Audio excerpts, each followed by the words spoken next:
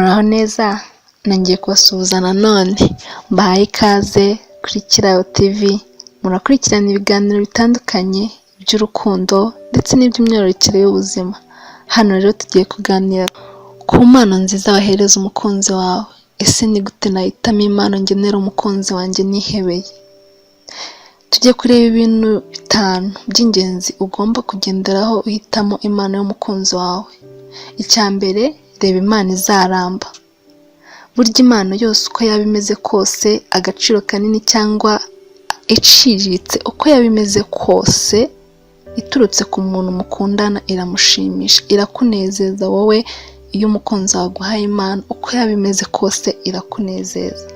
Icyo cyo ntabwo tukigarukaho, buri muntu wese anezezwa n'impano umukunzi we amuhaye. Niba ushaka guhitamo neza rero impano ugenera umusore mukundana cyangwa umukobwa mukundana, byaba byiza uhisemo impano iramba.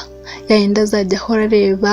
Impano itaramba ishimisha umuntu by'akanya gato cyangwa igihe runaka, ariko impano izamara imyaka myinshi imubera urwibutso.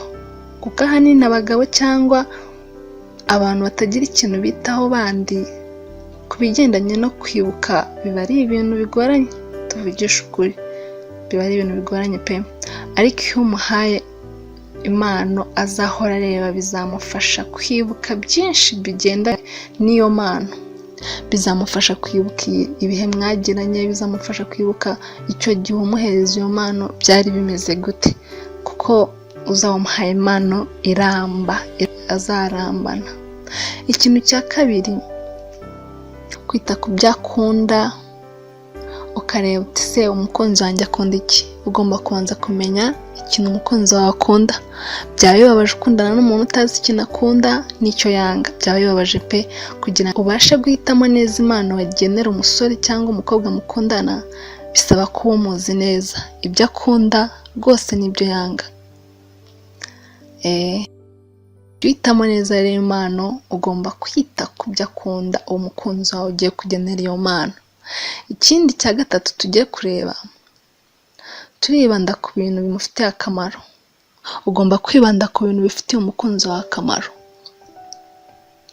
Abagabo cyangwa abasore muri rusange bakunda impano, ariko bagakunda impano ibafitiye akamaro. Iyo umuhaye ikintu akeneye muri iyo minsi mu buzima bwa buri munsi, nibwo abiha agaciro kurushaho. Bitandukanye no ku bakobwa cyangwa abagore, impano yose bayiha agaciro cyane. Cyeka abasore, abagabo bakunda bitandukanye. Umukoro wowe ugomba kumenya no kuvuga uti, ukibaza akunda iki, ukamenya icyo akunda. Ikindi cya 4 ugomba kwibandaho, ugomba kwirinda gutanga impano nyinshi icyarimwe. Iyo uhisemo gutanga impano, biba byiza uhisemo impano imwe.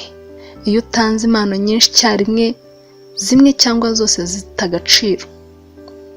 Niba ushaka kugenera umukunzi wawe impano nyinshi zinyuranye, byaba zimuhaye mu byiciro rwose, nibwo zamushimisha.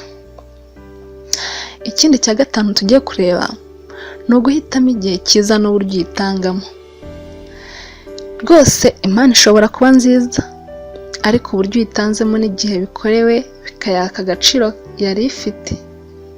Ni byiza guhitamo impano ugendeye ku zindi ngingo twaganiriye haruguru, ariko nanone ni byiza guhitamo neza impano ukayimuha umutunguye, cyane ko impano idasobanuye ko ari ikintu atabasha kwigurira.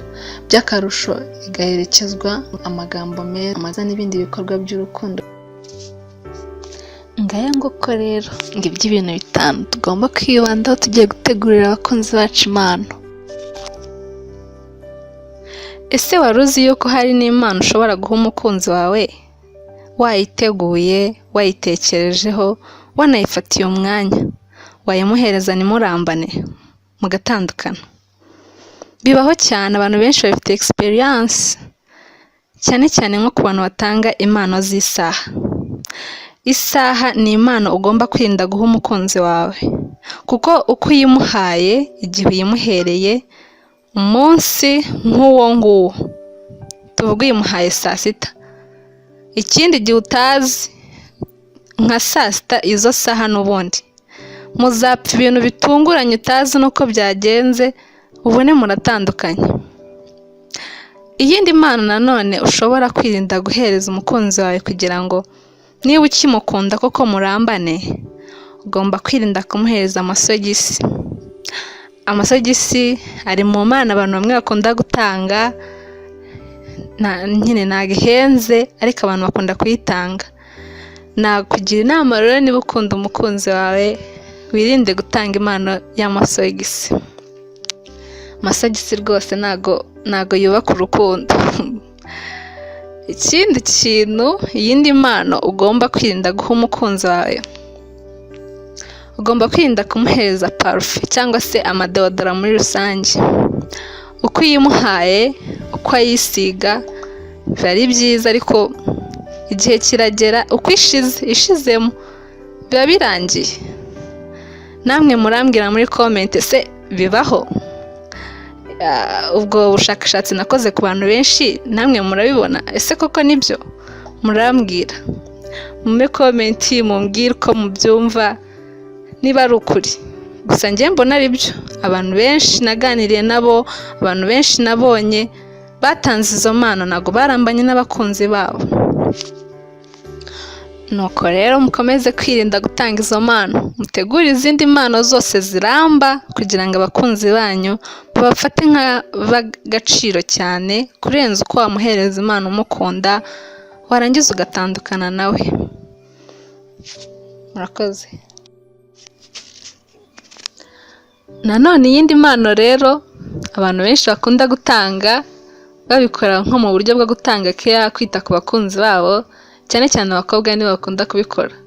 Ugasanga uhaye umukunzi wawe impano ya boxer, ama underwear nyine y'abahungu. Iyo mpano rwose ndakurahiye ntago mushobora kurambana na gato rwose. Nimba hari n'umuntu wayihaye mukaba mwararambanye, tubwire. Namwe mutubwire uko mubitekereza. Ese koko nibyo? Izo mpano iyo uzihaye umukunzi wawe muratandukana? Mutubwire. Mukomeze mukore share na subscribe ku bandi nabo biyumvire bino bintu ntibizababeho. Abifuza kugumana n'abakunzi babo ntibazatandukane nabo kubera akantu gato cyane. Murakoze, Imana ibahe umugisha.